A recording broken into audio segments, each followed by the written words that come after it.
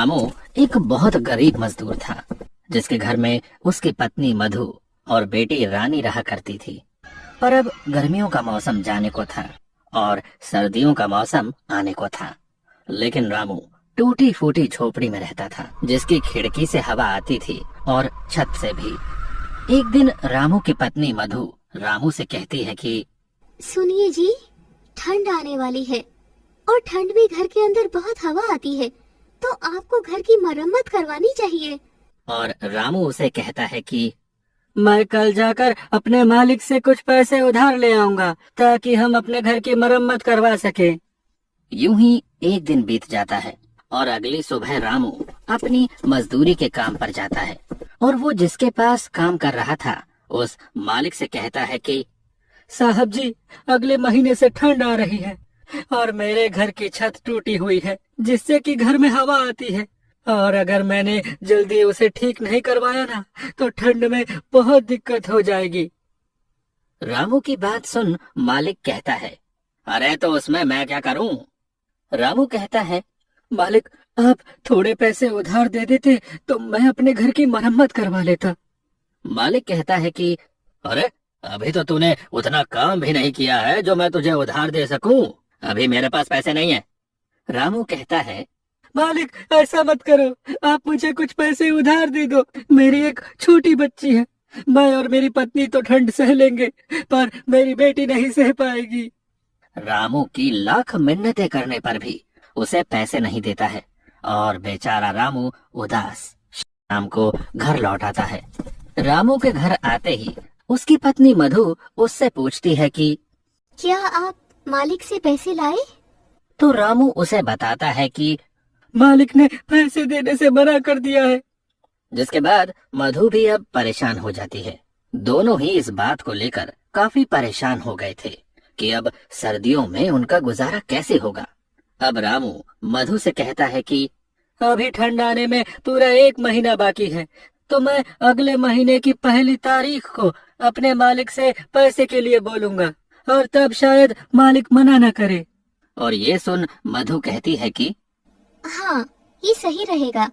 यूं ही रामू को मजदूरी करते हुए 1 महीना और बीत जाता है और जब रामू अपने मालिक से कहता है, मालिक अब तो पूरा 1 महीना हो गया है और थोड़ी थोड़ी ठंड भी होने लगी है, अरे अब तो आप मुझे मेरी मजदूरी के पैसे दे दो ताकि मैं उन पैसों से अपने घर की मरम्मत करवा लूं।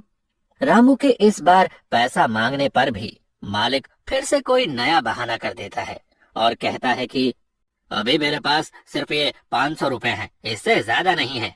500 रुपए देखकर रामू कहता है कि मालिक मैंने तो इस महीने एक भी छुट्टी नहीं की, उस हिसाब से तो मेरे ज्यादा पैसे बनते हैं। लेकिन मालिक उसे अपनी बातों में फंसा देता है और रामू के ज्यादा बहस करने पर उसे काम से धक्के मारकर निकाल देता है। रामू कम पैसे मिलने और काम से निकाले जाने के बाद बहुत परेशान हो जाता है। उसे समझ नहीं आता कि आगे वो क्या करे। यूं ही सोचते सोचते वो अपने घर पहुंच जाता है, जिसे यूं निराश देख मधु कहती है, क्या हुआ, आप पैसे नहीं लाए क्या? रामू मधु को बताता है कि अरे इस बार भी मालिक ने पूरे पैसे नहीं दिए और तो और मुझे काम से भी निकाल दिया है। ये बात सुनकर मधु चिंता में पड़ जाती है और कहती है कि अब घर कैसे चलेगा और ठंड में हमारा क्या होगा? रामू कहता है, तुम चिंता मत करो, मैं कहीं काम ढूंढता हूँ। इतना कहकर वो उन पैसों से घर में राशन भरवाता है और अब उसके पास पैसे खत्म हो गए थे। कुछ दिनों तक रामू यहाँ वहाँ काम की तलाश में भटकता है, पर उसे कहीं काम नहीं मिलता। वहीं दूसरी ओर अब ठंड भी धीरे धीरे बढ़ने लगी थी और रात के समय रामू के घर में ठंडी हवा खिड़की और छत से आनी शुरू हो गई थी। ठंडी हवा की वजह से अब रामू, उसकी पत्नी और उसकी बेटी पूरी रात ठंड में कांपते रहे। उनके पास एक ही कंबल था, अब उसमें भी ठंड नहीं रुकती थी। एक रात बहुत ठंड पड़ रही थी और तेज ठंडी हवाएं चल रही थी, जिसकी वजह से रामू की बेटी रानी को तेज बुखार हो जाता है और मधु रामू से कहती है, देखिए जी, रानी को बहुत तेज बुखार हो रहा है, वो पूरी तरह तप रही है। रामू कहता है कि अरे मेरे पास तो एक पैसा तक नहीं है, हम रानी को डॉक्टर के पास कैसे लेकर जाएंगे। मधु कहती है कुछ तो करना होगा, वरना रानी की तबीयत रात में और बिगड़ जाएगी। देखिए ना, कुछ तो कीजिए। वो रोने लगती है। दूसरी ओर रानी ठंड से कांप रही थी। रामू को कुछ समझ नहीं आ रहा था कि अब वो क्या करे। अब रामू रानी को अपनी गोद में उठाता है और हॉस्पिटल की ओर निकल जाता है। मधु भी उसके पीछे पीछे चल पड़ती है। बहुत दूर तक पैदल चलते चलते दोनों थक जाते हैं और रामू रानी को लेकर एक पेड़ के पास बैठ जाता है और रोने लगता है।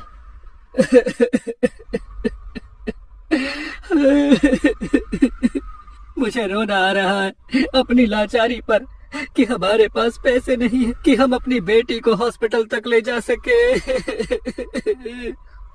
रानी के दिल की धड़कनें अब तेज हो रही थी और फिर से रामू उठता है और अपनी बेटी को लेकर हॉस्पिटल की ओर चल देता है। कुछ घंटों चलने के बाद वो मधु के साथ रानी को लेकर हॉस्पिटल पहुंच जाता है। लेकिन अफसोस, उसके पास पैसे न होने पर डॉक्टर रानी का इलाज करने से इनकार कर देते हैं और रामू मधु और रानी को अस्पताल से बाहर कर देते हैं। अस्पताल की सीढ़ी पर रामू अपनी बेटी को गोद में लिए बैठा रो रहा था और दूसरी ओर ठंड धीरे धीरे बढ़ती जा रही थी। ज्यादा ठंड होने की वजह से अब तीनों ही बुखार से जूझ रहे थे और तीनों ही हॉस्पिटल की सीढ़ी पर बेहोश हो जाते हैं। अगली सुबह जब रामू की आंख खुलती है तो वो खुद को हॉस्पिटल के अंदर बेड पर पाता है। ये देख रामू के मन में बहुत से सवाल आते हैं। अरे मैं अंदर कैसे आया? मुझे कौन लाया? और मधु और रानी कहाँ हैं? इतने में उसके सामने वो डॉक्टर आता है जिसने उसकी बेटी को पैसा ना होने की वजह से एडमिट नहीं किया था और रामू उससे सवाल करता है कि मुझे अंदर कौन लाया? जिसके बाद डॉक्टर बताता है कि आपको एक औरत ने हॉस्पिटल में भर्ती करवाया क्योंकि आप सभी को ठंड लगने की वजह से तेज बुखार हो गया था और आप तीनों ही सीढ़ियों पर बेहोश थे। रामू उस औरत के बारे में पूछता है कि वो कौन है तो डॉक्टर सामने की ओर इशारा करके उस औरत के बारे में बताता है। अब रामू जाकर उस औरत से बात करता है और पूछता है, आपका बहुत बहुत धन्यवाद, लेकिन आपने हमारी मदद क्यों की? तो वो औरत बताती है, मेरा आपके परिवार से कोई रिश्ता नहीं है, लेकिन एक टाइम था जब मेरे साथ भी ऐसा ही हुआ था और मेरी फैमिली बहुत गरीब थी। मैं भी किसी सड़क किनारे ठंड से जूझ रही थी और किसी नेक दिल इंसान ने इसी तरह हमारी मदद की थी। तब से आज तक वो औरत गरीबों की मदद करती है। ये सुनकर रामू उसे धन्यवाद कहता है और फिर रामू अपनी बेटी से मिलता है और अपनी पत्नी से भी। अब रामू से वो औरत पूछती है कि आखिर आपके साथ ऐसा क्या हुआ था जो सब इतनी देर रात तक हॉस्पिटल के बाहर बैठे थे? तो रामू उसे सारी बात बताता है, जिसके बाद वो औरत रामू और उसके परिवार की मदद करती है और रामू का घर भी बिल्कुल ठीक करवा देती है। अब रामू को गरीबी और ठंड दोनों से छुटकारा मिल जाता है।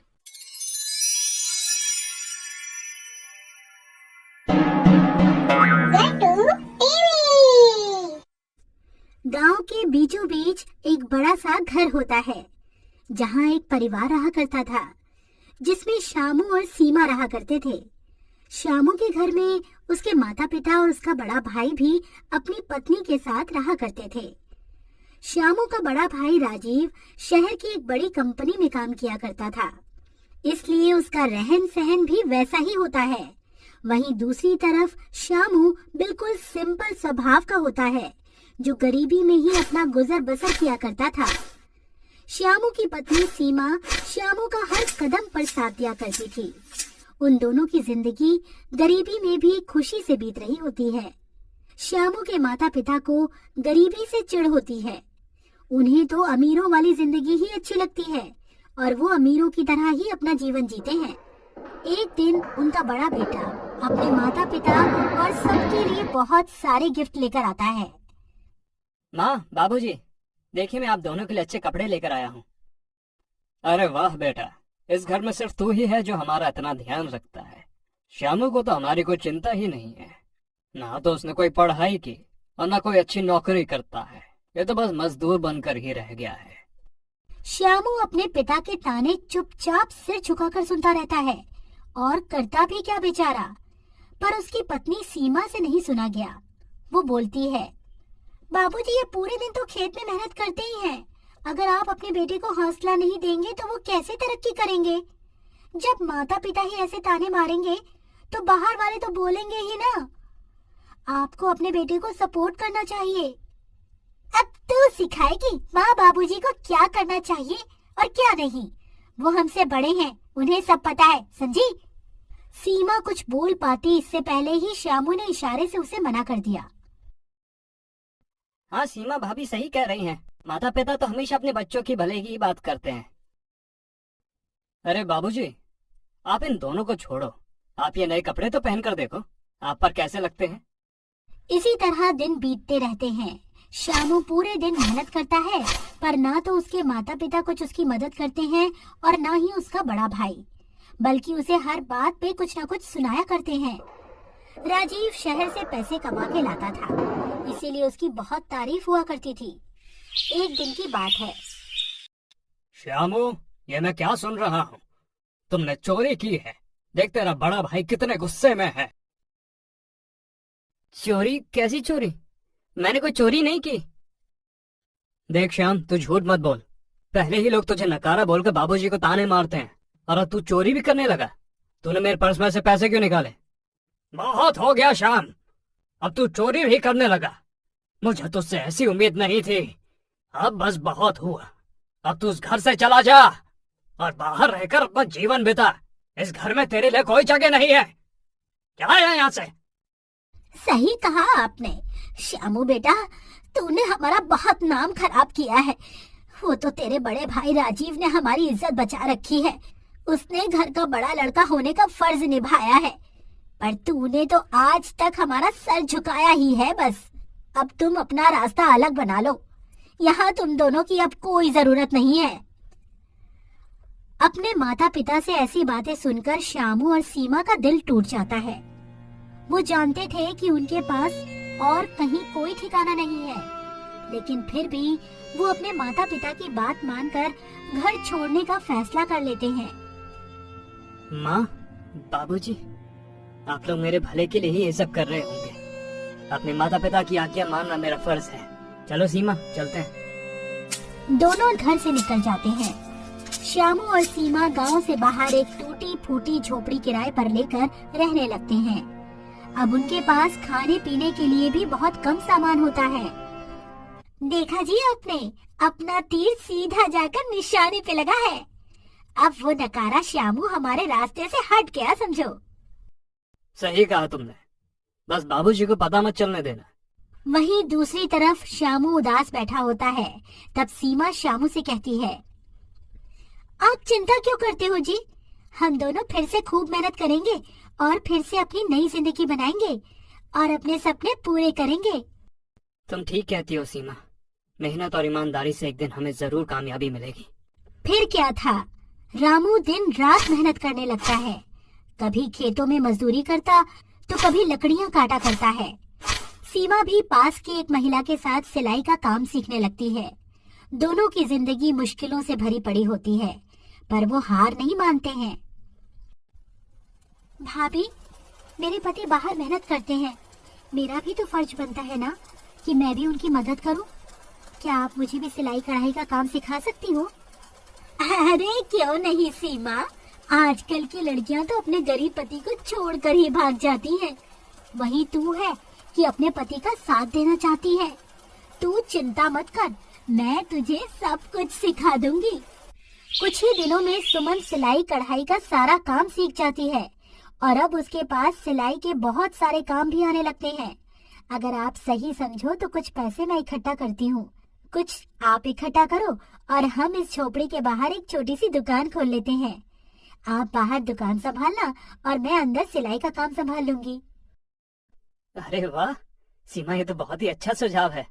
मैं दिन रात मेहनत करके तुम्हारे लिए भी एक दुकान खोलूंगा। इस तरह सीमा और शामू ने अपनी मेहनत से एक दुकान खोल ली होती है। वहाँ वो कुछ पैसे कमाने लगते हैं और उनके जीवन में खुशियाँ आने लगती हैं।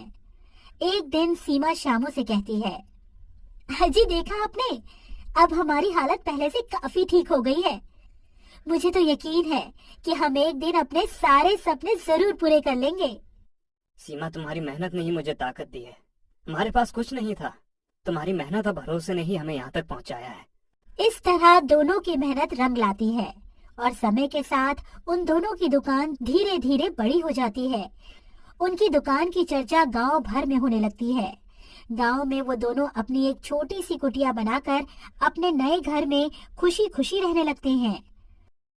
एक दिन दो महिलाएं सीमा से मिलने आती हैं और कहती हैं, अरे सीमा, तुम तो बहुत अच्छे कपड़े सिलती हो। लोग हमारे कपड़ों की बहुत तारीफ करते हैं। थैंक यू दीदी, आप हमारे कस्टमर हो। आप खुश रहो, हमें और क्या चाहिए। हमें तो तुम दोनों की जोड़ी बहुत अच्छी लगती है। तुम्हारा पति तो दुकान में दिन रात मेहनत करता ही है। तुम भी अपने पति के साथ कंधे से कंधा मिलाकर उसका साथ देती हो। ऐसी लड़की आजकल कहाँ मिलती है। बड़ा खुश नसीब है शामू कि उसे तुम्हारे जैसी पत्नी मिली। वहीं गांव में कुछ महीनों के बाद गांव में भाई का कारोबार धीरे धीरे डाउन होने लगता है। एक दिन राजीव की पत्नी उससे कहती है, अजी इस परिवार की सारी जिम्मेदारी हमारे कंधों पर ही आ गई है। आपका कारोबार भी ठप हो गया है। अब आप अपने माता पिता से कह दो कि हम उनका बोझ अब और नहीं उठा सकते हैं। वो दोनों तो बस हमारे पैसों पर ऐश करते रहते हैं। आखिर उन्हें भी तो कुछ सोचना चाहिए।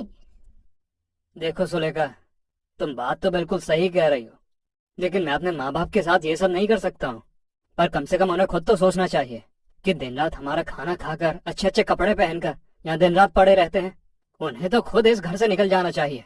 बेकार में हम पर बोझ बने हुए हैं। तभी बाहर राजीव के माता पिता चुपके से सारी बातें उनकी सुन लेते हैं और सोचते हैं कि उन्होंने शामू के साथ अन्याय किया था। उन्हें अपने फैसले पर पछतावा हो रहा होता है। हमसे बहुत बड़ी गलती हो गई जी।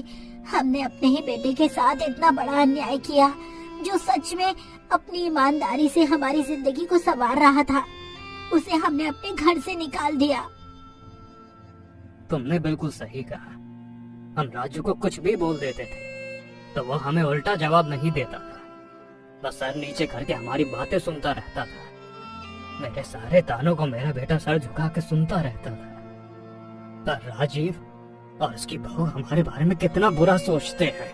हमने तो ये कभी सपने में भी नहीं सोचा था कि ये दोनों हमारे बारे में इतना बुरा सोचते होंगे। चलो शामू और छोटी बहू से माफी मांग लेते हैं। उम्मीद है कि वो हमें माफ कर देंगे। उसी दिन शामू के माता पिता शामू के नए घर पर आ जाते हैं। बेटा, हमें माफ कर दे। हमने तुम्हारे साथ बहुत बुरा किया। तुम सही थे। हमें तुम्हारी मेहनत को समझना चाहिए था। माँ, बाबूजी, जिंदगी में हर किसी से कोई ना कोई गलती तो होती ही है, और आप हमारे माता पिता हैं और हमारे दिल में हमेशा आपके लिए इज्जत रहेगी। हम एक नई शुरुआत करेंगे जिसमें हम सब एक साथ रहेंगे। और वैसे भी अगर आप मुझे घर से बाहर नहीं निकालते तो हम इतने कामयाब नहीं हो पाते। हाँ बाबूजी, अब हम सब साथ में रहेंगे और मिलकर खुशियाँ बांटेंगे।